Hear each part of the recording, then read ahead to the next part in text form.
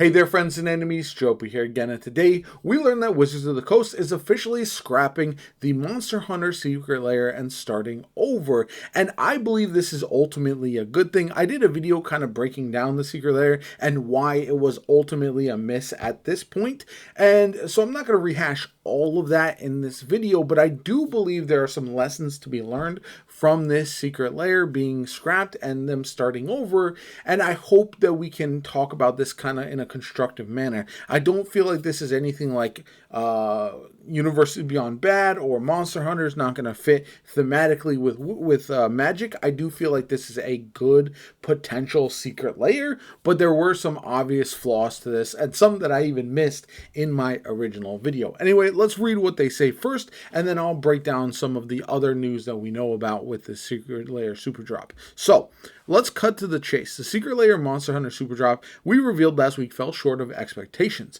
We've heard loud and clear that you were disappointed, and we believe we can do better. So we're going to postpone this release and rework the Super Drop entirely. That's a big point. They're not just making some slight changes and just adding some things overall. They're actually completely reworking this, which I think is good. Anyway, like many of you, we're big fans of Monster Hunter. It's why we put the Super Drop together, but in our excitement, we missed the mark on elements like card selection and faithfully integrating the world and mechanics of Monster Hunter. As a result, the overall construction of the Super Drop is not up to the standard you have come to expect. They were probably aware that not only was the Super Drop likely to underperform because the total value of the reprint cards, for example, was so incredibly low compared to like other Secret Lairs and what people are used to expecting with this, but also the general idea behind not including like equipment, for example, which is a main theme in Monster Hunter, was very strange, and a lot of the various cards that they have in this Super Drop, or they had in the Super Drop,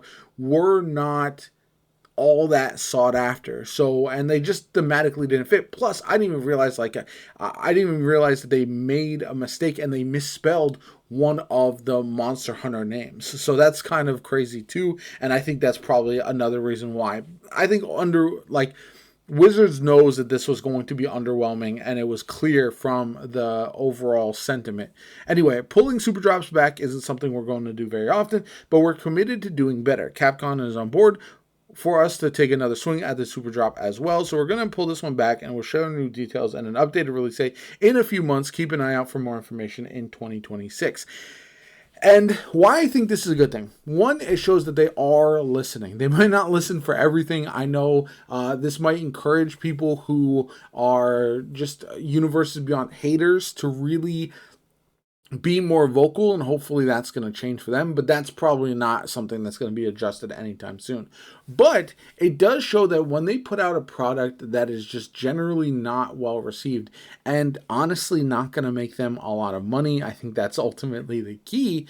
They are going to change this up, and I don't think it's a surprise that this comes on the heels of the PlayStation and Avatar Secret Lair Super Drops, like multiple of those different Secret Lairs being available long after launch. And this comes when you were trying to get Secret Lairs back just a few months ago, and they were impossible. You would have to log in right as they went live, and if you were even 10-15 minutes late, you were so far back in queue, you were never likely to get what you wanted. And that looks to be maybe changing, and I think all of that kind of leads to them changing. Plus, this will allow some extra time, so instead of 2 Super Drops per month, we're now getting just 1, and I think that's more of the cadence that people can afford and continue to invest in. So we'll see how that changes things going forward as well, but I do think there were so many factors to this being adjusted that I'm unsurprised that they made this decision.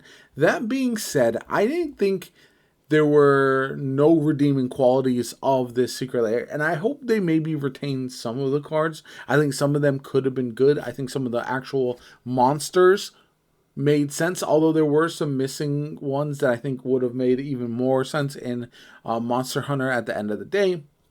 but we'll have to see. I do hope that these adjustments end up coming back and the Monster Hunter Secret Lair Super Drop ends up being well worth it in the grand scheme of things. I also find the Soul Ring that they did kind of crazy. Hopefully they adjust that, especially the art, and they are able to make that an actual like ring of sorts or an actual item of sorts. I don't think just having a dragon as a Soul Ring makes a lot of sense. But at the end of the day, I think this is good. I think this is something that could have been prevented. I do also think that. I feel like this was fairly obvious why this misses the mark.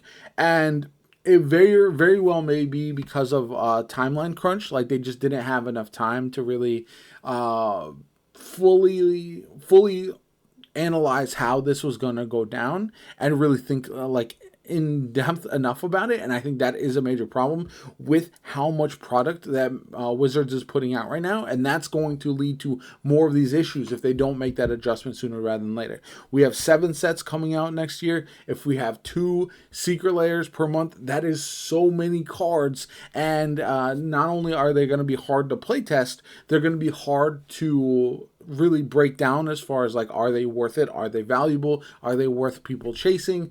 And you're going to have instances like Monster Hunter, like Spider-Man, which is still readily available on shelves compared to all of the other releases. Like, I can find Spider-Man more readily on shelves than I can the Edge of Eternities. And I know part of that is because a lot of places pre-ordered more Spider-Man, and because they anticipated it being selling really well.